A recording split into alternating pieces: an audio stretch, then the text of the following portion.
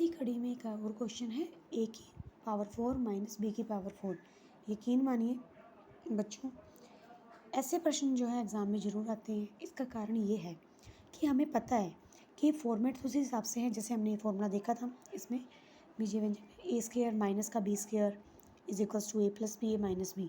तो ये तो हमने पकड़ लिया कि ये दोनों फॉर्मूले नहीं लगेंगे क्योंकि इसमें देखो 3 डिजिट खुलेगी और होल स्क्वायर है, और हमारे पास जो ये फॉर्म दी हुई है वो पर्टिकुलर के स्क्वायर के रूप में है।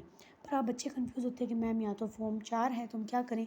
तो देखिए, जब हम घातांक के जो नियम पढ़ते हैं, घात की वाली प्रश्नावली पढ़ते हैं, तो हमें इस चीज़ का ध्यान है कि हम इसको ए के स्क्वायर लिख सकते हैं, बी के स्क्वायर लिख सकते हैं।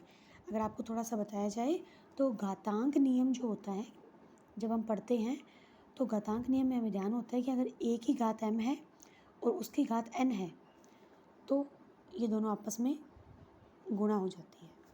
तो यानी कि अगर हमने ए की घात 4 को हम ऐसे लिख सकते हैं, ए की घात 2 की घात 2, इसका मतलब हुआ तो यही 2 गुना 2 कितना आया वापस ए की घात 4। इस पर्पज़ से हम इसको लिख सकते हैं। अब आप मुझे ये बताइए, अब हम इस अंदर वाले ब्रैकेट के अंदर वाली डिजिट को एक सिंगल डिजिट मानेंगे कि हाँ भाई ये तो हमारा ए है और ये हमारा बी है। तो देखा जाए तो ये हमारा फॉर्मूला बन गया ना, ए स्क्वायर माइनस बी स्क्वायर वाला। अब हमें पता है कि ए स्क्वायर माइनस बी स्क्वायर का जो फॉर्मूला होता है वो होता है ए plus B A minus B. देखिए बच्चे, यहाँ कन्फ्यूज़ मत होना, क्योंकि जब हम सर्व समीकरण का जो लिखते हैं फॉर्मूला तो उसमें भी ए प्लस बी यूज़ कर ए और बी यूज़ करते हैं और क्वेश्चन में भी ए और बी है। इससे कोई फ़र्क नहीं पड़ता, हमें उसका तरीका करना आना चाहिए। अब देखिए, हमें पता है A square minus B square, ये पूरा ये हमारा ए है, इसके स्क्वायर और ये बी के square, A plus B A minus B. तो सबसे पहली पहचान है यहाँ पे ए क्या है। तो देखो बेटा, यहाँ पे हमारा ए है ए की स्क्वायर, बी है बी की स्क्वायर। हमने ये पहचान कर ली, आगे का प्रश्न आसान है। हमें पता है A square minus B square is equals to A plus B A minus B.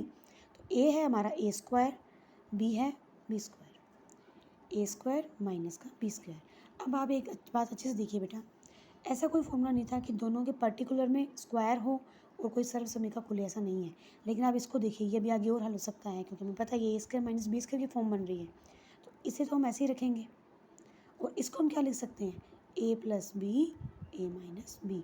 तो ये जो है इस क्वेश्चन का प्रॉपर हल होगा।